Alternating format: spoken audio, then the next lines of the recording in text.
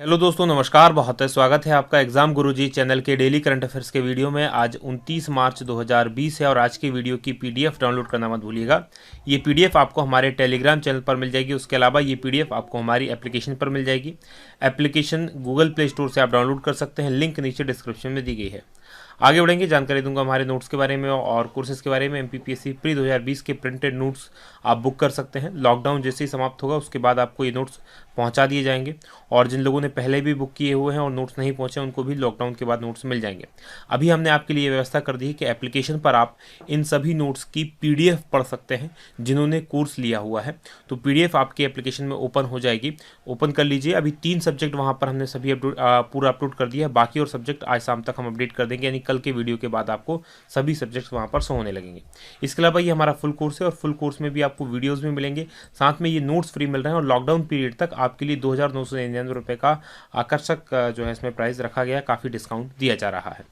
आगे बढ़ेंगे, बात करेंगे अब थॉट ऑफ द डे की। आज का जो हमारा मोटिवेशनल पावरफुल थॉट है, बहुत ध्यान से सुनिएगा और बड़ा इंपॉर्टेंट थॉट है कि कमज़ोर लोग जो होते हैं वो बदला लेते हैं। बदला लेने वाला कमज़ोर होता अधिकांशतः यही होता है, क्योंकि सबसे सरल काम क्या होता है, किसी ने आपको एक तमाचा मारा, आप उसे तुरंत 2 तमाचे मार दो।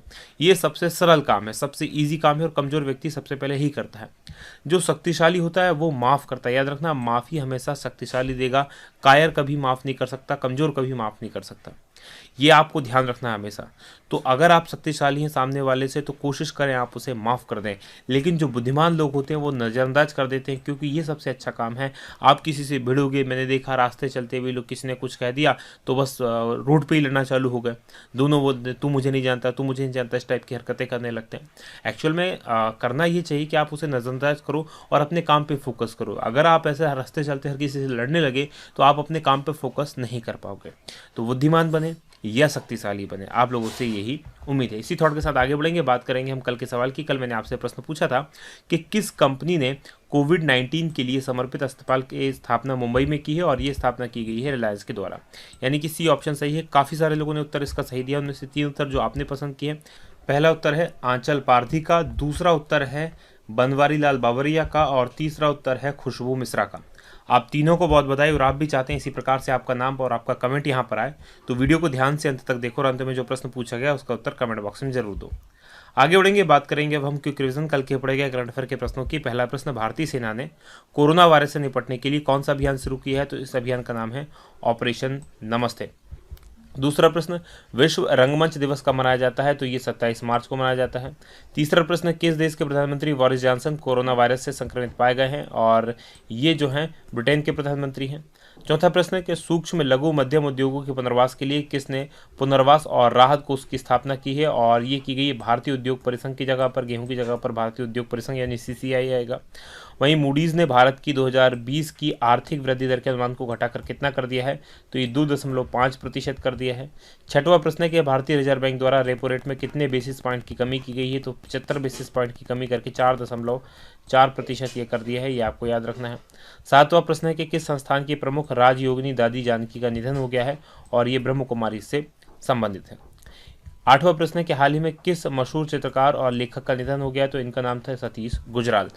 ये थे आज के हमारे कल के हमारे पढ़े गए करंट अफेयर के प्रश्नों का क्विक रिवीजन। आगे बढ़ेंगे, आज के प्रश्नों की बात करेंगे और आज के करंट अफेयर का पहला प्रश्न, कोविड-19 महामारी इसी प्रकार की अन्य आपात स्थितियों से निपटने के लिए एक नया फंड, एक ट्रस्ट बनाया गया है, पीएम केयर्स फंड ट्रस्ट। और इसके अध्यक्ष कौन होते हैं? तो कौन बनाए गए हैं इसके अध्यक्ष? तो इसके अध्यक्ष बनाए गए हैं प्रधानमंत्री, यानी कि बी ऑप्शन प्रश्न का सही उत्तर है। अब क्या है ये फंड और क्या है इसकी डिटेल देख लीजिए।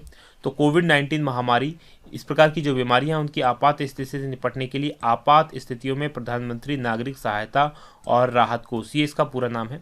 शॉर्ट में इसे पीएम केयर्स फंड के नाम से जाना जा रहा है और इससे एक धर्मार्थ ट्रस्ट बनाया गया है और प्रधानमंत्री इस ट्रस्ट के अध्यक्ष हैं और इसके सदस्यों में रक्षा मंत्री हैं, गृह मंत्री हैं और वित्त मंत्री इसके रक्षा मंत्रियों में इसके सदस्यों में शामिल है। ये आपको याद रखना है।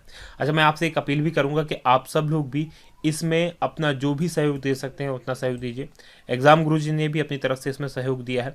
जितना सहयोग आपसे अपेक्षित है, मतलब जितना आप कर सकते हैं, मैं ये नहीं कह रहा हूँ कि आप बहुत बड़ा सहयोग करें, लेकिन छोटी छोटी राशियाँ भी आप सहयोग के रूप में दे सकते हैं। 100 रुपये, 200 रुपये, 500 रुपये, 50 रुपये, ये छोटी छोटी राशियाँ ही लड़ने के काम आएगी सरकार को, क्योंकि सरकार को इस समय बहुत ज़्यादा ज़रूरत है हम सबके साथ की। तो आप सबको इसमें सहयोग करना चाहिए। एग्जाम गुरुजी की तरफ से हमने इसमें सहयोग किया हुआ है। इसके अलावा आप लोगों से एक और निवेदन करूंगा कि जितना हो सके घर में रहें और ये जो समय है इसका जितना मैक्सिमम यूज़ कर सकते हैं मैक्सिमम यूज़ करें। आगे बढ़ेंगे, बात करेंगे दूसरे प्रश्न की कि हाइड्रोक्लोरोक्विन ये ड्रग है। इसके बारे में मैंने पहले भी आपको बताया था कि हाइड्रोक्सीक्लोरोक्विन इसको ड्रग एंड केमिस्ट एक्ट की H1 सूची में डाला गया है। अब इसका मतलब क्या है, इसको क्या असर होने वाला है इसका H1 सूची में डालकर? तो इसका असर ये होगा कि बिना पर्ची, डॉक्टरी पर्चे के इसको बेचने पर रोक अब लगा दी गई है। पहले इस पर रोक पर निर्यात लगाई गई थी, याद रखना। पहले H1 सूची में नहीं डाला गया था, पहले इसके रोक पर निर्यात लगा दी थी, यानी सी ऑप्शन सही है। डिटेल देख लीजिए क्या है।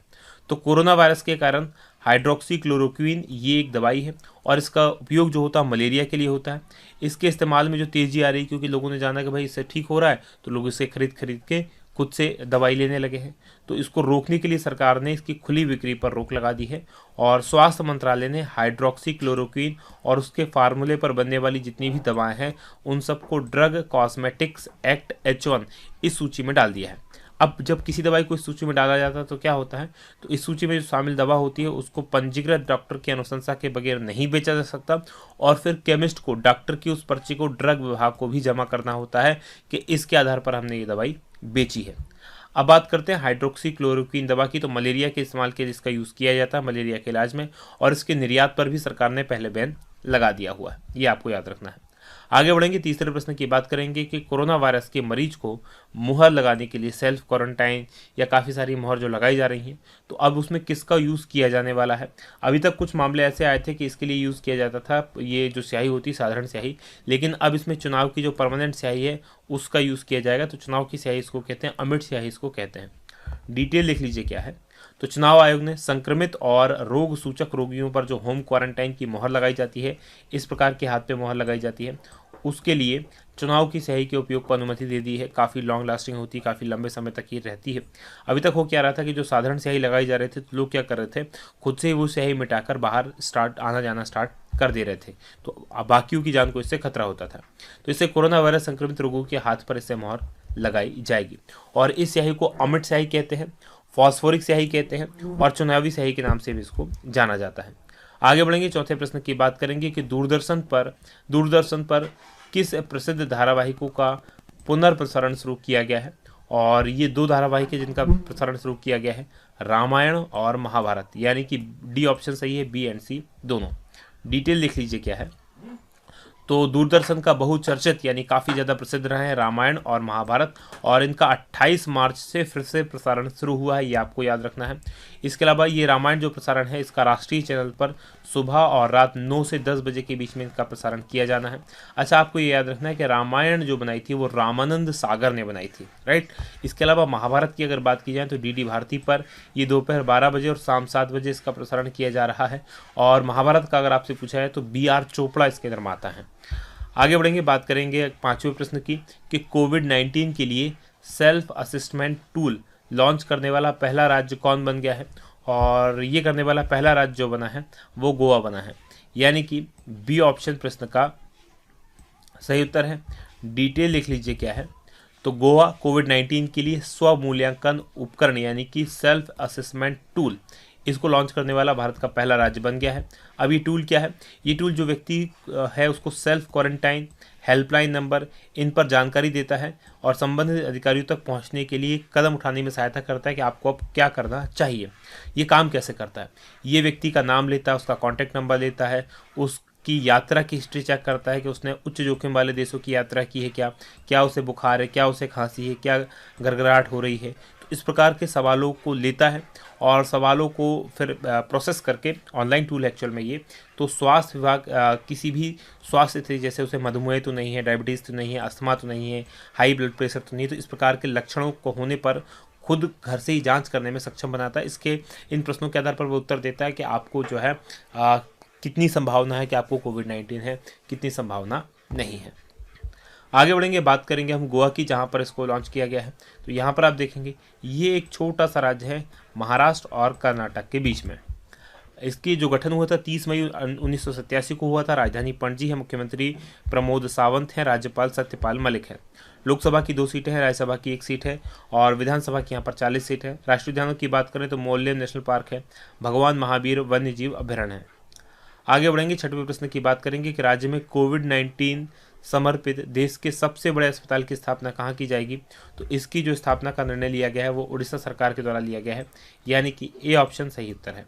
डिटेल देख लीजिए क्या है। तो उड़ीसा सरकार ने घोषणा की है कि राज्य में पब्लिक प्राइवेट पार्टनरशिप यानी कि पीपीपी मॉडल पर कोविड-19 समर्पित अस्पताल स्थापित किए जाएंगे और ये जो अस्पताल होगा देश का सबसे बड़ा अस्पताल होगा। 1000 बेड का ये अस्पताल वहाँ पर निर्मित किया जाना है और काफ़ी सारे अस्पताल होंगे लेकिन एक अस्पताल काफ़ी बड़ा होगा 1000 बेड का। और इसके लिए जो धनराशि यूज़ की जाएगी वो CSR यानी कि कॉर्पोरेट सोशल रिस्पॉन्सिबिलिटी फंड से ली जाएगी।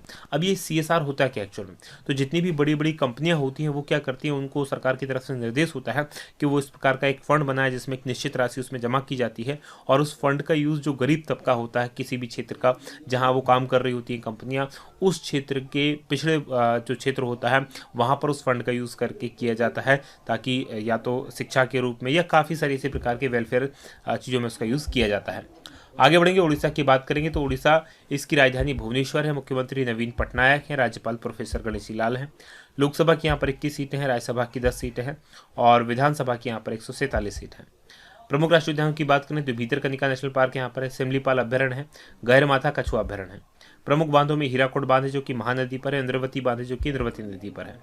7वें प्रश्न है कि किसने अंतरिक्ष में एक अति सुरक्षित मिलिट्री कम्युनिकेशन सैटेलाइट भेजकर अपना पहला राष्ट्रीय सुरक्षा मिशन शुरू किया है और ये जो मिशन शुरू किया गया है वो अमेरिका के द्वारा शुरू किया गया है, यानी कि सी ऑप्शन प्रश्न का सही उत्तर है। डिटेल लिख लीजिए क्या है। तो यूनाइटेड स्टेट्स स्पेस फोर्स इसने 26 मार्च को अंतरिक्ष में एक अति सुरक्षित मिलिट्री कम्युनिकेशन सैटेलाइट भेजा है और पहला राष्ट्रीय सुरक्षा मिशन इसमें शुरू कर दिया है। अब ये जो मिशन है ये AEHF-6 लॉकहीड मार्टिन का AEHF सेगमेंट में छठा और आखिरी सैटेलाइट है। अब ये होगा क्या एक्चुअल में, अगर मैं आपको साधारण भाषा में बताऊं तो इस प्रकार की सैटेलाइट है जिससे परमाणु युद्ध भी अगर होता है तो इनकी जो मिलिट्री कम्युनिकेशन जो है वो ठप नहीं होगा। तो इससे क्या हो जाएगा, इसको हैक नहीं किया जा सकता, इसको रोका नहीं जा सकता। जैमर वगैरह सा भी होता है, क्या है कि साधारण सेलफोन का अगर कोई यूज़ करता है तो उसको जैमर लगा के कम्युनिकेशन बंद किया जा सकता है। तो इस प्रकार से ये जो सैटेलाइट होगा इसकी मदद से अब जो है US अपना कम्युनिकेशन जारी रखेगा किसी से विपरीत परिस्थितियों में। ये सैटेलाइट जमीन, समुद्र और हवाई प्लेटफॉर्मों पर सामरिक नियंत्रण और सामग्री युद्धों के लिए ग्लोबल प्रेषण योग्य और संरक्षित संचार क्षमता उपलब्ध कराएगा। कुल मिलाकर बेरोक टोक संचार क्षमता उपलब्ध करा देगा।